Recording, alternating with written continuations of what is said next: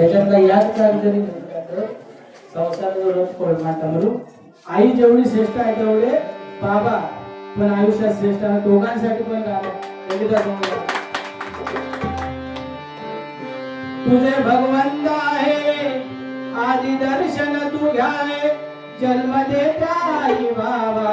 मानसा जाणून तू घे कर माय पित्याची सेवा कर माय पित्याची सेवा आठवून त्या पुंडलिकाला कर माय पित्याची सेवा आठवून त्या पुंडलिकाला विसरू नको रे कधी मानसा तुझ्या